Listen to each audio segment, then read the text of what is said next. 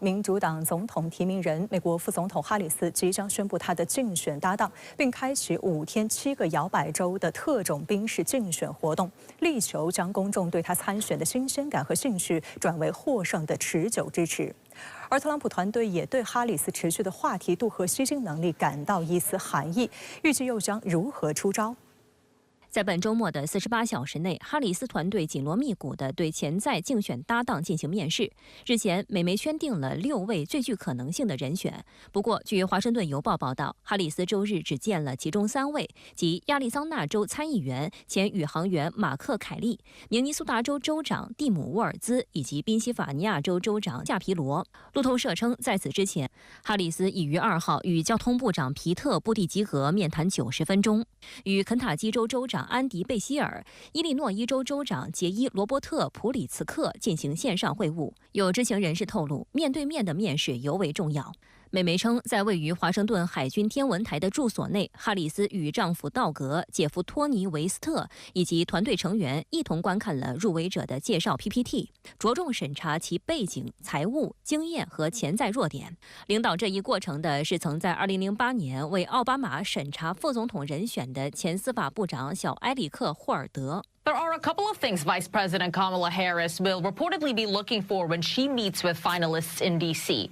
How well she gets along with them and how each one can boost her chances of winning 270 electoral votes. Shapiro and Kelly have been seen as favorites because of their potential ability to court independent and moderate voters in battleground states. But as their profiles rise, so do the criticisms. 现年51岁的宾州州长夏皮罗呼声较高，他此前在州长选举中以56%的得票率击败共和党对手，在民主党中声势上涨。以工作风格务实著称的夏皮罗在宾州广受欢迎。美媒认为，选择夏皮罗可以帮助哈里斯赢得关键摇摆州宾州。It does matter in the home state. What the person you select adds usually about 2 to 2.5 points to that state's total. 不过，夏皮罗的犹太人身份以及他今年早些时候对亲巴勒斯坦抗议者发表的评论，成为左翼和一些自由派人士着重攻击的点。他曾将一些大学抗议者比作3K 党，并鼓励大学驱散亲巴勒斯坦抗议者。甚至有人挖出了他大约30年前在大学校报上发表的一篇文章，其中将巴勒斯坦人形容为过于好战，无法与以色列人和平共处，无法在中东建立自己的国家。面对尖锐批评， 夏皮罗在近日的新闻发布会上解释道，自己写那篇文章时才20岁，他的观点在之后的几年里发生了转变。I was 20. Look, I have said for years, long before October 7th, that I favor a two-state solution. Israelis and Palestinians living peacefully side by side, being able to determine their own futures and their own destinies. 尽管夏皮罗是坚定的以色列支持者，不过他表示，以色列总理内塔尼亚胡是有史以来最糟糕的领导人之一。外界注意到，2周前哈里斯会见访美的内塔尼亚胡时，严肃敦促其达成停火和释放人质协议，调门比拜登和特朗普都更加强硬。观察指，夏皮罗的犹太身份及支持2国方案的表态，或可身段灵活地帮助民主党处理与亲以色列选民及包括穆斯林在内的美国少数族裔选民的关系。 另一位呼声较高的明尼苏达州州长沃尔兹，则是进步人士和青年团体最喜爱的搭档人选。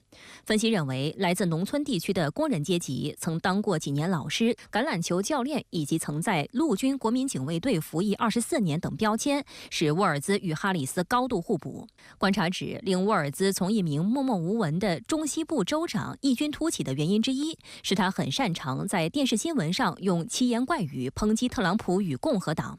例如，近期沃尔兹一直称特朗普为怪胎，非常怪异，也为民主党开辟了全新的竞选道路。Have you ever seen the guy laugh? That seems very weird to me. That if he has laughed, it's at someone, not with someone. That is weird behavior.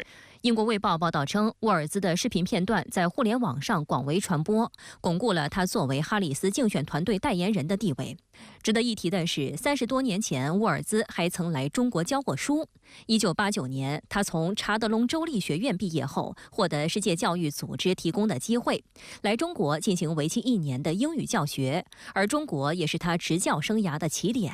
多年后，他与同为教师的妻子还组织美国高中生到中国进行暑期教育旅行。今年农历新年，沃尔兹在录制给华人华侨的拜年视频时，还秀了句粤语。Like the dragon, I'm also wishing you an abundance of strength, wisdom, and prosperity in the new year. 恭喜發財。不過，對他持批評意見的人認為他60歲的年紀並不佔優，雖然仍比現年78歲的特朗普年輕不少。此外，共和黨人主要拿2020年發生在明尼蘇達州的弗洛伊德案攻擊他，指責其當時反應不及時，花了很長時間才派出國民警衛隊出面制止。與前2位相比，美聯社與 NOC 公共事務研究中心的一項聯合民意調查發現，前宇航員凱利以更高的辨識度和支持率在全美範圍內為人所知，尤其是在民主黨人中。美媒稱，與哈里斯同年的凱利政治經驗豐富，在2020年的參議院特別選舉中擊敗了共和黨對手，並於2年後的中期選舉中獲得連任。